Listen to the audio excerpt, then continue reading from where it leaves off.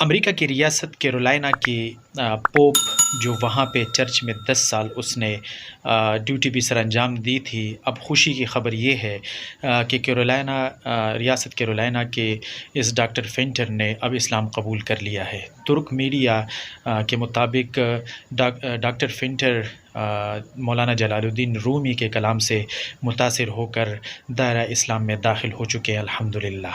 غیر مسلموں کا اسلام میں داخل ہونا بڑی خوش آئند بات ہے الحمدللہ۔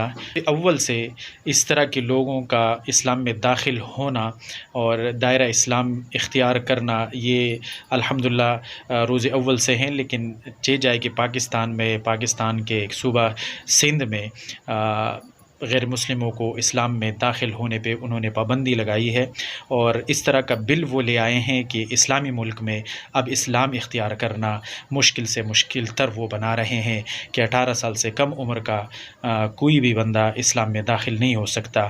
تو یہ اسلام اور پاکستان کے آئین کے بالکل منافی قانون وہ بنا رہے ہیں۔ اور ایک طرف آپ نے دیکھا کہ امریکہ کی ریاست کیرولائنا میں وہاں کا پوپ جو چرچ میں 10 سال اس نے ڈیوٹی بھی انجام دی ہے، اور اب الحمدللہ مولانا جلال الدین رومی کے کلام سے وہ متاثر ہو کر دائرہ اسلام میں داخل ہو چکے ہیں۔